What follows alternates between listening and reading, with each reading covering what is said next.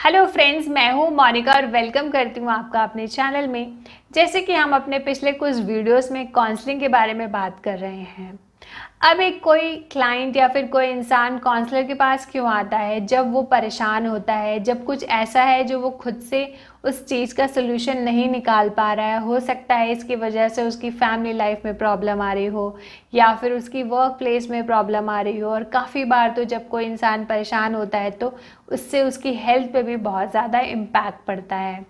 तो जब वो खुद से कोई सलूशन नहीं निकाल पाता या फिर उसकी फैमिली मेम्बर्स उसकी मदद नहीं कर पाते, तब वो एक प्रोफेशनल हेल्प के लिए आता है। तो काउंसलर सबसे पहले क्या कोशिश करता है कि जब क्लाइंट उसके पास आए तो एक अच्छा रिलेशनशिप बनाए, एक अच्छी रैपो बनाए, जिससे कि क्लाइंट खुल के अपनी मन की बात उसे कह सके। क्योंकि अगर क्लाइंट अपने फियर्स को नहीं बताएगा, अपनी मन की बात को नहीं बताएगा, तो उसकी पूरी तरीके से मदद नहीं की जा सकती। तो जब भी एक क्लाइंट काउंसलर के पास आता है ना, उसके मन में कुछ फियर्स होते हैं, कुछ डर होते हैं, तो काउंसलर उन फियर्स को निकालने की कोशिश करता है। तो आज इस वीडियो में हम ये जानने की कोशिश करेंगे कि वो कौन से 3 सबसे बड़े फियर होते हैं जो क्लाइंट के मन में होते हैं और जिसकी वजह से उसे काफ़ी ज़्यादा परेशानी होती है। सबसे पहले आता है द फियर ऑफ एम्बैरनमेंट। इसका मतलब है कि क्लाइंट के मन में कहीं ना कहीं ये डर है कि कहीं उसके जिन जिन लोगों से वो प्यार करता है, जो लोग उसके क्लोज हैं, कहीं वो उसको छोड़ के ना चले जाएं। अब इस फियर के कई सारे रीज़न हो सकते हैं। हो सकता है कि क्लाइंट के बचपन में उसके पेरेंट्स की या फिर कोई ऐसा जिसे वो बहुत ज़्यादा प्यार करता हो, वो उसको छोड़ के चला गया हो, या फिर किसी की डेथ हो गई हो जिसकी वजह से उसके मन में ये डर भर गया हो और उसको हमेशा ये लगता हो कि जिन लोगों से वो प्यार करता है, जो उसके क्लोज हैं, कहीं वो उसको छोड़ के ना चले जाएं। या फिर ऐसा भी हो सकता है कि कोई दोस्त हैं, वो उसकी परवाही ना करते हो, वो हमेशा रिजेक्टेड फील करता हो।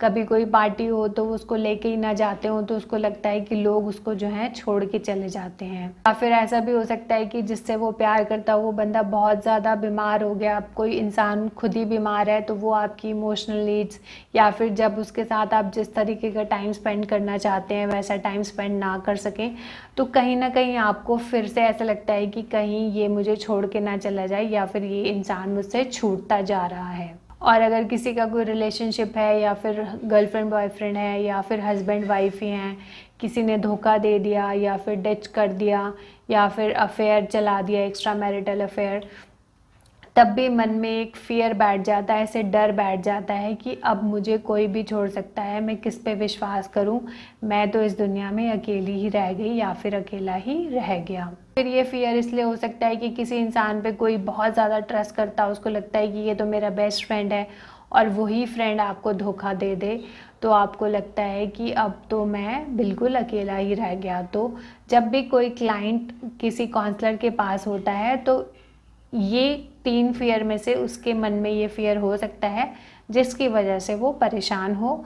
तो काउंसलर उसको ये फियर को अपने मन से बाहर निकालने की हेल्प करता है। उसके बाद नंबर 2 पे आता है फियर ऑफ रिजेक्शन। रिजेक्शन तो हम सभी को पसंद नहीं होता। रिजेक्शन बहुत ही ज़्यादा पेनफुल होता है और हमारे को बहुत परेशानी देता है।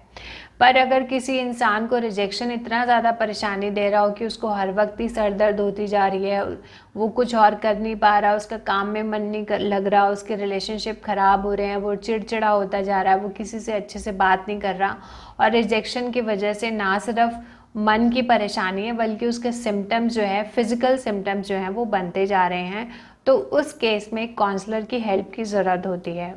रिजेक्शन माइनर भी हो सकता है, रिजेक्शन मेजर भी हो सकता है, पर ये तो सामने वाले की सोच पे डिपेंड करता है कि वो किस चीज़ को कितना इमोशनली और कितना स्ट्रांगली अपने मन में लेता है और उसके हिसाब से कैसे बिहेव करता है।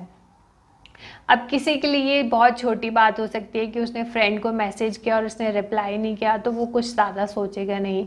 पर कोई इंसान इसी सेम चीज़ को एक रिजेक्शन के रूप में भी ले सकता है कि मैंने अपने फ्रेंड को मैसेज किया और उसने मुझे रिप्लाई नहीं किया, इसका मतलब कि वो मुझे इग्नोर कर रहा है। अगर आपने किसी को प्रपोज कर दिया और सामने वाले बंदे ने मना कर दिया, तो आपको लगेगा कि आपको नहीं, मतलब कोई सोच सकता है कि वो रिजेक्शन उसको मिल गया है। या फिर अगर फ्रेंड्स ने पार्टी ऑर्गेनाइज़ करी या फिर पिकनिक ऑर्गेनाइज़ करी और आपको बुलाया ही नहीं, तो हम कोई सोच सकता है कि उनको इग्नोरेंस या फिर से रिजेक्शन की फीलिंग आ सकती है। या फिर अगर किसी का कोई लाइफ पार्टनर है, उसका किसी और के साथ अफेयर चल गया, वो चले गया, तो ये तो एक बहुत मेजर रिजेक्शन हो गया, जिससे बाहर निकलना कई बार काफ़ी ज़्यादा मुश्किल हो सकता है। तो इसलिए इससे कोई फ़र्क नहीं पड़ता कि रिजेक्शन क्या है, वो मैसेज की वजह से है या फिर रिजेक्शन की लाइफ पार्टनर छोड़ के ही चला गया। इससे ये ज़्यादा इम्पॉर्टेंट है कि सामने वाले इंसान ने उसको किस तरीके से लिया और उसको उसका कितना इंटेंस रूप से फ़र्क पड़ रहा है। तो ज़्यादातर लोगों को ये भी एक फ़ियर होता है कि कहीं वो रिजेक्ट ना हो जाए, तो इसकी वजह से वो नॉर्मल की जगह अजीब सा बिहेव करने लग जाते हैं। तो जिन लोगों ने उनसे अच्छे से बात करनी भी हो, वो भी उस तरीके से बात नहीं कर पाते कि जैसे करनी है। तो ये एक सेकंड नंबर ऑफ फियर होता है, जिसे काउंसलर को क्लाइंट के मन से बाहर निकालना होता है कि ऐसा कुछ नहीं है, आपको कोई रिजेक्ट नहीं कर रहा है, और आप चीज़ों को एनालाइज करिए और समझने की कोशिश करिए। तो जो भी प्रोसेस होता है उस हिसाब से काउंसलर फिर क्लाइंट की मदद करता है। उसके बाद थर्ड नंबर पे आता है fear of not being enough. इसमें इंसान खुद को कम समझता है, उसके अंदर कॉन्फिडेंस लेवल की बहुत ज़्यादा कमी होती है, उसकी सेल्फ इस्टीम बहुत ज़्यादा पुअर होती है। ऐसे इंसान को लगता है कि उसका चीज़ों के ऊपर बिल्कुल कंट्रोल नहीं है, सारी चीज़ें उसके कंट्रोल से बाहर हैं, लाइफ उसको चलाती जा रही है, वो खुद कुछ भी नहीं कर सकता। और ज़्यादातर लोग जो ऐसे होते हैं नॉट बीइंग इनफ, वो तब फील करते हैं जब वो खुद को दूसरे लोगों के साथ कंपेयर करते हैं। तो वो अपनी कैपेबिलिटीज़ या अपने स्किल्स को एनालाइज ना करके दूसरे के पास क्या है उसी के हिसाब से खुद को कंपेयर करते रहते हैं, और उनको हमेशा खुद में कोई ना कोई कमी लगती है। ज़्यादातर ऐसे लोग जो खुद को कहीं ना कहीं खुद से कम समझते हैं, तो वो बहुत ही नेगेटिव सेल्फ टॉक करते हैं, वो खुद को कहीं ना कहीं कम समझते हैं, वो दूसरों को भी कंप्लेन करते हैं, उनकी बुराई करते हैं, उनको डिसीजन लेने में बहुत ज़्यादा मुश्किल होती है। और अगर कोई काम ख़राब हो जाए तो वो सोचते हैं कि मेरे साथ हमेशा ही ऐसा होता है, या फिर वो दूसरों को ब्लेम कर देते हैं, या फिर वो बहुत ज़्यादा गिल्ट में चले जाते हैं। और ऐसे लोगों को दूसरे लोगों की अप्रूवल की बहुत ज़्यादा ज़रूरत होती है। तो वो जो भी काम करते हैं, अगर दूसरे कह दें कि बहुत अच्छा है तो ठीक है, नहीं तो उनका कॉन्फिडेंस लेवल और ज़्यादा नीचे चला जाता है। और वो पीपल प्लीज़र होते हैं, क्योंकि उनको लगता है कि वो खुद में कुछ कम है, तो दूसरे वाले लोग जिस चीज़ को हाँ कर दें या वैलिडेट कर दें, तो वो उसको इस लेवल तक करने के लिए तैयार हो जाते हैं कि वो कर तो रहे हैं पर वो अंदर से बहुत ज़्यादा परेशान है। तो इसकी वजह से वो बहुत ज़्यादा दुखी रहते हैं। तो काउंसलर ऐसे लोगों को हेल्प करने की कोशिश करता है, उनको अपनी क्वालिटीज़, जो वो खुद भी अपनी क्वालिटीज़ को नहीं जानते, उनको बताने में हेल्प करता है। तो ये सबसे जो 3 इम्पॉर्टेंट फियर होते हैं जो किसी भी क्लाइंट के मन में होते हैं, अगर इन फियर्स को नहीं निकाला जाए, प्रोसेस है उसको इफ़ेक्टिवली परफॉर्म नहीं किया जा सकता। तो कौन से होते हैं ये 3 फियर, फिर से एक बार देख लेते हैं। Fear of abandonment, fear of rejection, fear of not being enough.